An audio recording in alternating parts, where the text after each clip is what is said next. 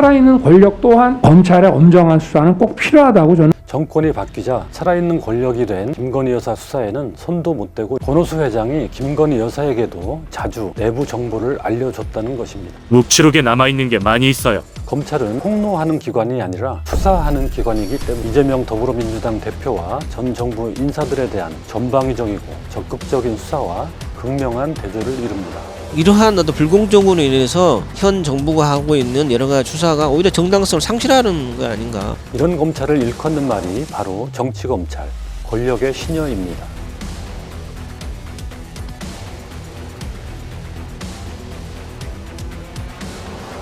안녕하십니까.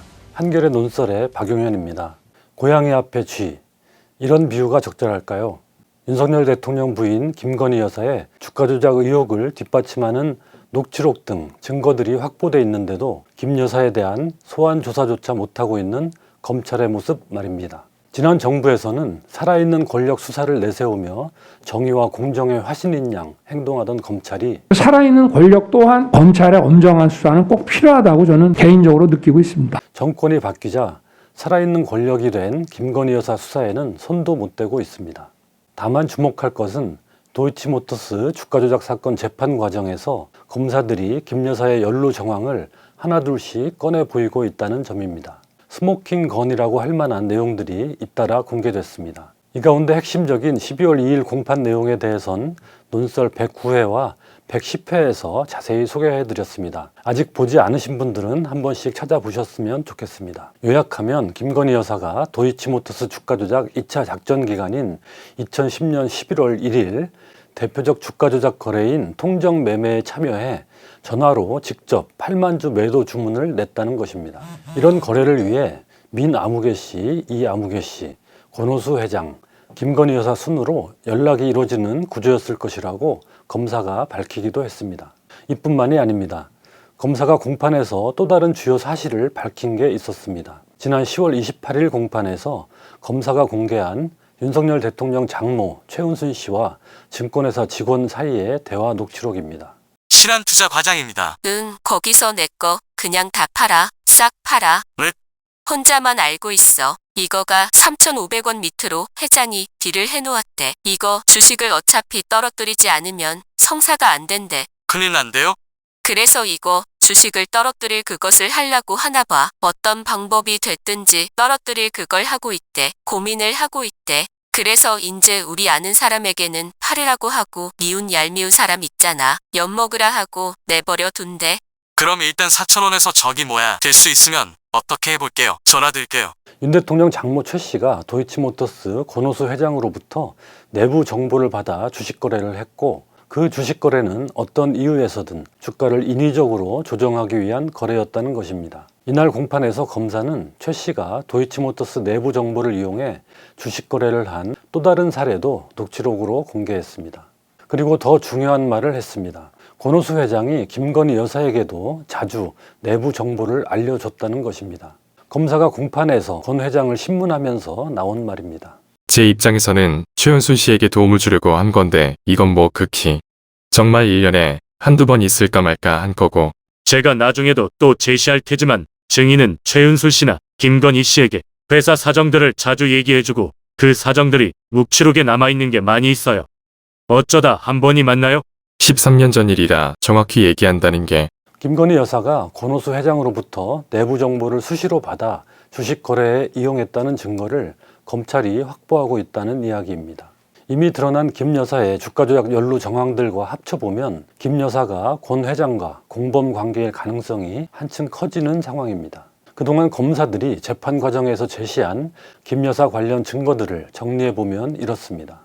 김 여사가 증권사 직원에게 직접 전화해 도이치모터스 주식을 거래한 통화 녹취록, 김 여사가 도이치모터스 주식 거래를 승인한 통화 녹취록, 김 여사가 증권사 직원에게 주가 조작 선수 이름을 언급하며 통화한 녹취록, 주가 조작 선수의 8만 주 매도 요청 뒤 김 여사가 직접 증권사 직원에게 전화해 8만 주를 매도했다는 통화 녹취록과 관련 검사 발언, 주가 조작 공범 사무실 압수수색에서 발견된 김건희란 이름의 파일, 윤 대통령 장모 최은순 씨가 도이치모터스 내부 정보를 이용해 주식 거래한 정황을 보여주는 통화 녹취록. 권오수 도이치모터스 회장이 김건희 여사에게 내부 정보를 자주 알려준 정황이 많은 녹취록으로 남아있다는 검사 발언. 도이치모터스 주가 조작 사건 재판에 참여하는 검사들이 이렇게 김 여사에게 불리한 사실들을 하나하나 공개하는 것을 두고 그 배경에 대한 궁금증도 높아집니다. 뉴스타파 시민보 기자는 이런 분석을 내놨습니다. 중요한 거는 그 중에 한두 분만 이런 얘기를 하는 게 아니에요. 김건희 여사한테 좀 불리할 수 있는 그런 정황들을 돌아가면서 골고루 얘기해요.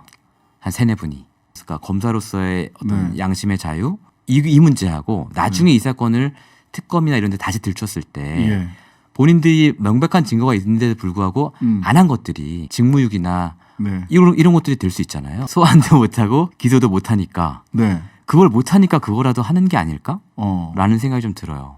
어떤 이유에서든 검사들의 법정 폭로가 김 여사의 수사 필요성을 더욱 높여준 것은 사실입니다. 그러나 이것이 검찰의 면죄부를 주지는 않습니다. 검찰은 폭로하는 기관이 아니라 수사하는 기관이기 때문입니다. 지금까지 검사들이 밝힌 것만 해도 수사에 나서야 할 이유는 차고 넘칩니다. 무엇보다 이런 사실들을 검찰이 이미 다 확보해 놓고도 그동안 김 여사를 전혀 조사하지 않았다는 게 문제입니다. 한동훈 법무부 장관은 지난 5월 인사청문회에서 살아있는 권력에 대한 수사 철저히 할 수 있습니까?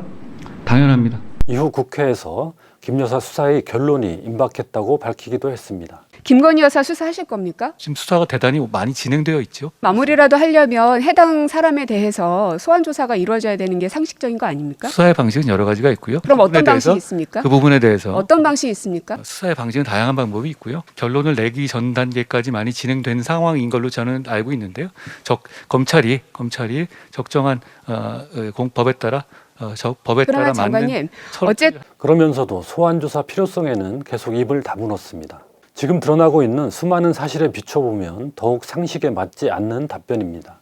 그리고 당시에 이미 결론에 가까웠다는 검찰 수사가 이후 7달이 넘도록 왜 지지부진한 것인지도 의문입니다. 주가 조작은 한 장관이 틈만 나면 엄단하겠다고 강조해온 증권 금융 범죄입니다. 검찰의 이런 태도는 이후 윤석열 정부에서 벌어지고 있는 이재명 더불어민주당 대표와 전 정부 인사들에 대한 전방위적이고 적극적인 수사와 극명한 대조를 이룹니다. 수사 상황을 일별해 보면 이렇습니다. 서울중앙지검 대장동 사건, 서해 공무원 피살 사건, 북한 어민 북송 사건 등, 서울 동부지검 블랙리스트 의혹 추미애 전 장관 아들 관련 사건, 대전지검 올성원전 관련 사건, 수원지검 이재명 대표 성남FC 후원금 의혹과 변호사비 대납 의혹, 검찰의 핵심 수사 역량인 서울중앙지검 반부패 수사부, 즉 예전의 특수부가 온통 야당 수사에만 매달리는 형국입니다. 전례를 찾기 어려운 편파적 수사입니다. 김건희 여사의 주가 조작 의혹 수사를 담당하는 반부패 수사 2부까지도 야당 수사에 집중하고 있습니다. 김 여사에 대한 수사가 제대로 될 리 없습니다. 이런 가운데 검찰은 지난 21일 이재명 대표에게 전격 소환 통보를 했습니다. 그런데 그동안 요란하게 수사를 벌여온 대장동 사건이 아니라 성남FC 후원금 의혹과 관련한 소환 통보였습니다. 개인적으로 돈을 받은 의혹도 아니고 시장으로서 시 소속 축구단에 기업 후원금을 유치한 것을 두고 제3자 뇌물죄로 처벌하는 게 과연 타당한 법리냐는 논란이 예상되는 사건입니다. 경찰이 한 차례 무혐의 종결한 사건을 다시 살려냈습니다. 검찰의 강력한 수사 의지가 느껴집니다. 대장동 사건이 여의치 않으면 다른 사건으로라도 소환 조사하는 모습을 연출하고 싶은 게 아닌가 하는 인상마저 받습니다. 그럴수록 이런 질문이 더 크게 불거질 수밖에 없습니다. 중범죄 혐의가 명백한 대통령 가족은 언제 소환 조사받을 거냐를 먼저 물어보시기 바랍니다. 당사자인 이 대표만 하는 질문이 아닙니다. 상식이 있는 사람이라면 계속 물을 수밖에 없습니다. 검찰 수사는 정치적 중립성, 공정성, 최소한의 형평성을 갖춰야 하기 때문입니다. 조영선 민주사회를 위한 변호사 모임 대표는 한겨레 인터뷰에서 이렇게 지적했습니다. 수사의 공정성은 결과의 공정성만이 아니라 수사 시작부터 수사 과정 그리고 기소 여부를 결정하는 거 재판 절차에 이렇게 모든 게 동등해야 되는 거죠. 전 정부와 이재명 뭐 이런 포커스를 해가지고 사실 인디언 기우제식의 수사 절차를 진행을 해왔죠. 도이치모터스사 관련된 문제들도 재판 과정 속에서 김건희 그리고 장모님의 여러 가지 의혹들이 녹취록이나 이런 형태로 굉장히 많이 등장을 하고 있어요. 근데 이러한 정도였다면 과연 이재명이나 다른 사안에서 그냥 덮어놨을까? 제2국의 문제보다는 넘어서라도 기본적인 수사의 형식적 평등마저도 저버린 게 아닌가. 이러한 어떤 불공정으로 인해서 현 정부가 하고 있는 여러 가지 수사가 오히려 정당성을 상실하는 거 아닌가 생각은 들어요. 이재명 대표는 검찰 소환에 응하겠다는 뜻을 밝혔습니다. 12월 임시국회가 끝나는 새해 1월 9일 직후로 조율 중인 것으로 알려졌습니다.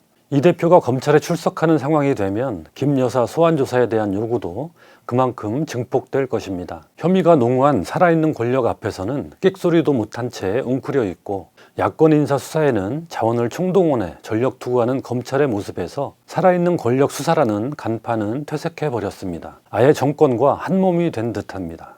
이런 검찰을 일컫는 말이 바로 정치검찰, 권력의 시녀입니다. 검찰 구성원들 스스로 창피하지 않은지 궁금합니다. 살아있는 권력의 범죄를 더욱 엄격히 수사해야 하는 이유는 분명합니다. 이 역할을 제대로 못하는 검찰은 더 이상 존재 가치가 없다고 할 것입니다. 근데 형법 사상에 기초를 놓은 18세기 이탈리아 법학자 체사레 베카리아가 쓴 범죄와 형벌의 한 대목을 소개하며 마칠까 합니다. 특히 권력을 가진 이들이 저지르는 범죄는 보통 사람의 범죄보다 훨씬 더 강력한 힘으로 더 멀리까지 영향을 끼친다. 그들의 범죄는 강자의 특권을 확인시켜 정의와 의무라는 국민의 신뢰를 파괴한다.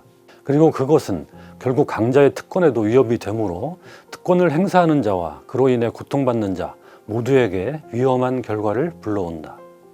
논설이었습니다.